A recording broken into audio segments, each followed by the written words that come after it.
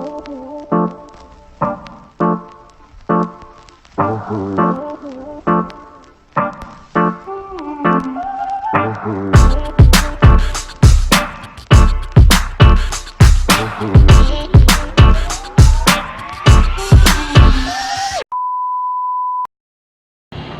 guys! Welcome back sa aking YouTube channel. And sa mga baguhan dyan or sa mga hindi pa nakapag-subscribe, welcome din. Mag-subscribe na kayo. Hit the subscribe button at saka yung bell button na rin para ma-notify kayo sa susunod na mga videos na gagawin ko. So, sa video na ito is ipapakita ko or share ko sa inyo yung aking simple and TIPID everyday makeup look. Alright? Ito yung aking everyday makeup look. So, if you wanted to know kung paano ko ito ginawa, just keep on watching.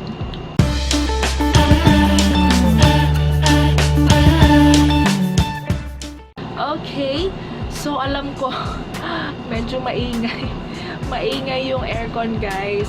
Ay, kasi, andito ako sa harap ng bintana at saka yung aircon malapit sa bintana. Kaya, pagpasensyahan nyo na wala na akong ibang magagawa dyan. Alam nyo naman ang init-init ng Pilipinas.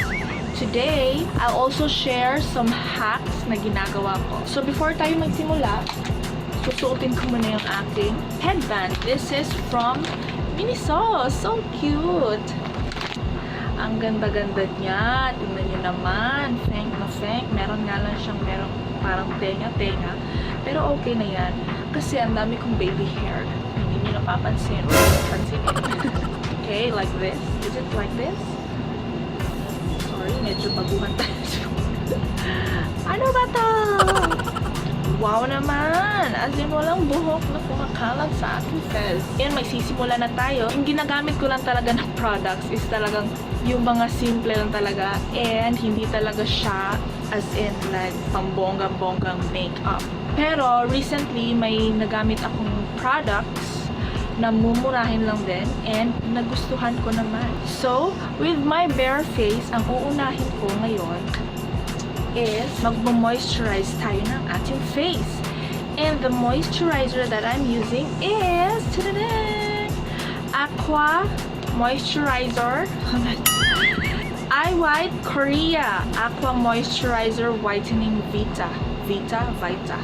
Yan. Ito yung pinakamurang moisturizer na talagang nag-work sa oily skin. Sabi dito, deeply hydrates with non-greasy formula. Ang skin ko, guys, kung hindi nyo alam, my skin is oily. So, nag-oil up ako dito. Lakas mo oil up dito, tsaka dito, and all over my noo. Yan, oily dito, ganyan, oily dito, ganyan, oily lahat.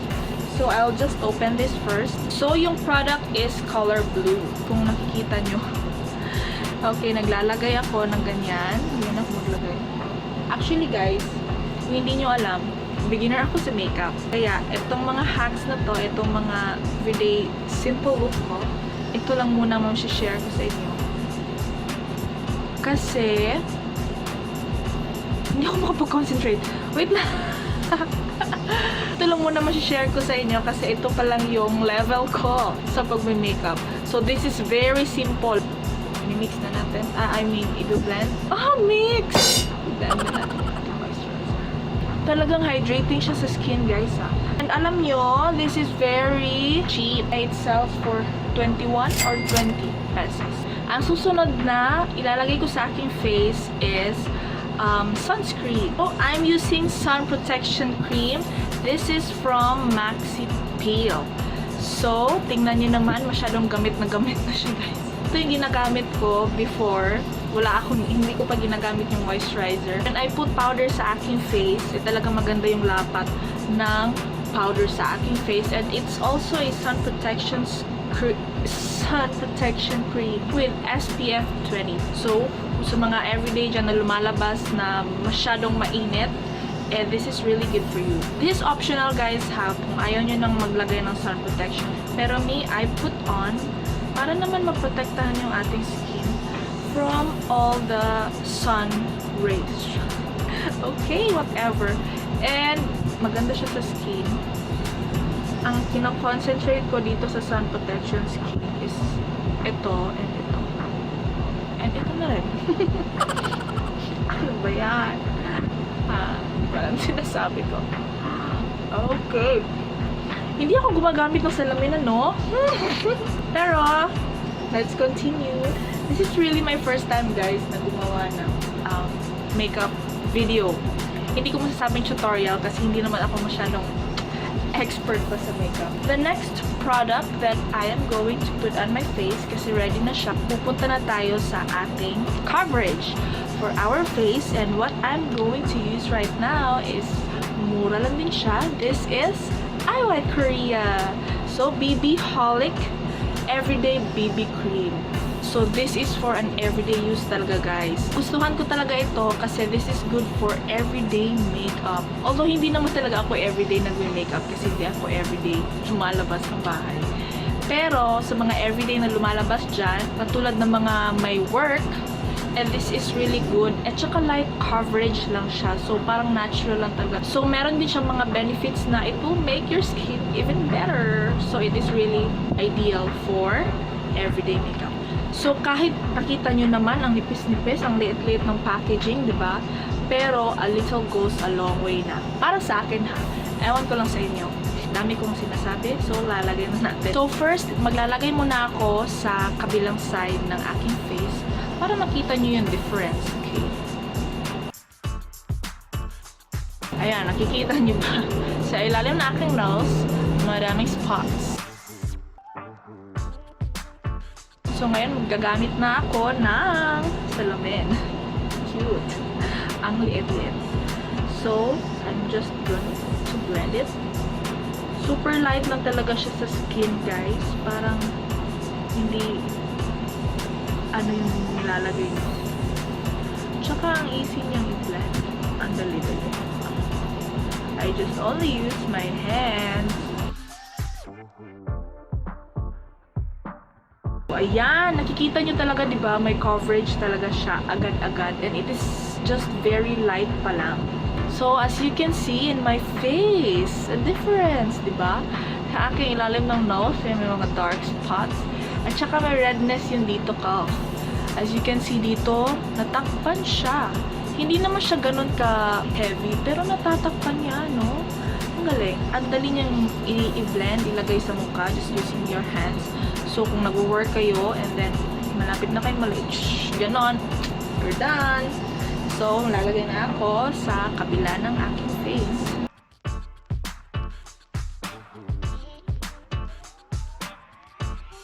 Salin natin yung lips. Kasi, para, wala lang. Wala kayong matututunan sa akin. Just, kasi mostly talaga sinasali yung lips. Ano ba? So, kung nakulangan kayo, pwede mo rin siyang dadagdagan, or what they call as i-build up. Yan! Diba? So, na-even out niya yung skin tone ko. Diba? Kanina ang daming redness, ang daming spots. Pero hindi nga siya ganun ka-heavy coverage. Amazing. Okay, so next na aking ilalagay sa aking face is a haka joke, is maglalagay ako na blush. Ang ginagamit ko kasi sa aking cheeks is just a lipstick. So, this is from Ever Belena. Matte lipstick. Matte lipstick siya, guys, pero hindi siya ganun ka-drying sa skin ko or sa lips ko. I like it. Minsan, yung ibang matte kasi, kapag ilalagay mo na siya sa lips mo, maya-maya yung skin mo is magka-crack na gano'n sa sobrang dry ng matte. Pero ito is not that drying. Ito ginagamit ko for like more than a year na. Nag-iba naman ako na shade para iba naman yung ating mood. So this is from the shade Dust. Hindi nyo makita, hindi siya ma-focus. Huwag na nating ipit. Ito lang yung ginagamit ko para sa aking cheeks, and it works.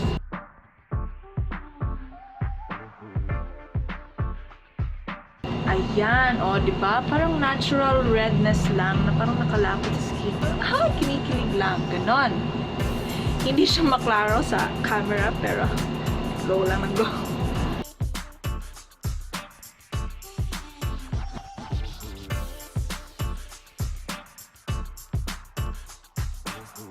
So, Maglagay na rin ako onte sa aking my nose banda. Kasi parang nasunog sa araw. Nasunog sa araw. So, after ng aking blush, I'm going to put on powder sa aking face. Pero, me, I have a hack. The one I'm using is, Johnson's Baby Powder lang, besh. So, hindi ko siya nilalagay sa buong face ko kasi, you know naman, this powder is color white. So, ang ginagawa ko is, nilalagay ko lang siya dito. So, parang yung sinasabi nilang set dito or bake or whatever. Basta nilalagay ko dito yung Johnson's Baby Powder. At saka, dito, tsaka sa mga parts ng face ko kung saan ko gusto na parang mas mag-brighten up. So, ginagawa ko, lalagay ko lang sa akin kamay.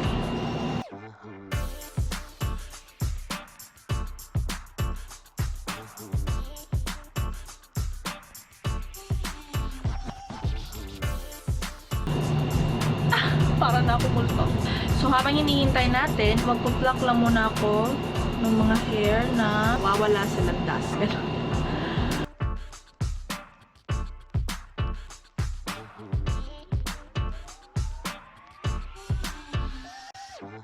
As you can see sa aking kilay, hindi pantay. Ayan, yung shape niya dito and then yung shape niya dito is iba. So, it's time na.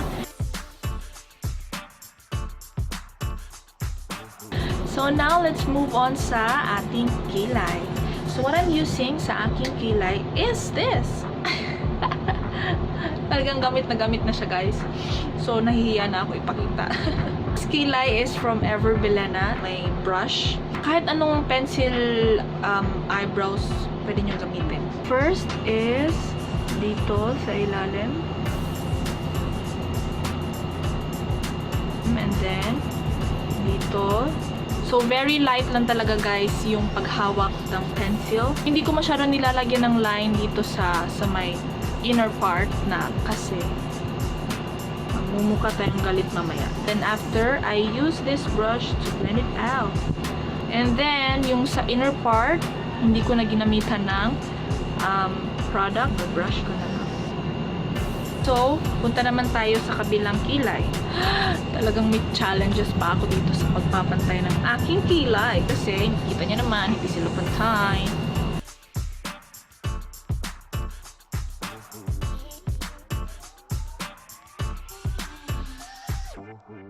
Now, pencil lang yung ginamit ko. But, naglalagay ako nitong brow gel. So, this is from BYS. Para mas magtatagal yung ating kilay. Very light lang naman. Pinabrush ko ulit para mag-set yung direction ng buhok ng aking kilay. Okay, so that's it for my kilay, guys. Sorry kung hindi siya pantay, pero yan na yung pinaka-best na magagawa natin sa ngayon. So, maybe this will be the last part. Again, my lipstick. So, double purpose to sa akin. This is for my cheeks and for my lips. So, I really like the color.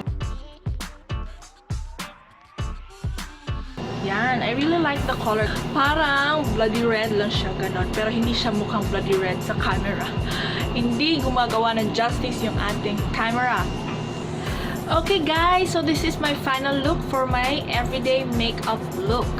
Alright? So, paminsan naglalagay ako ng mascara and some eyeliner. Pero, everyday makeup look to madalian to. So, hindi ko na sinama or hindi ko na sinali. Alright?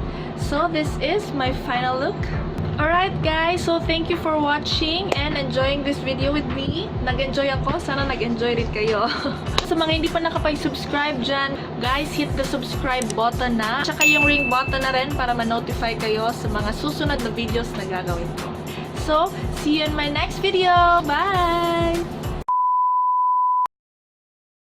Guys, may pahabol tayo sa video na ito. Kasi merong nag-comment sa previous video ko na pa-shoutout raw. Parang true, shoutout. Shoutout daw sa next video na gagawin ko. Kaya, okay, let's... filler. Shoutout kay Meldren Jade Aperocho from VCF. Hi, Jade! ikaw halay lahat pa kag pangalan sa imuhang account ha. Kabalo ko asa ka karon, tarong trabaho para dili mainit og ulo imuhang amo. Okay, and also shout out kay Nell and Marie from VCF din siya. So yun lang yung shout out.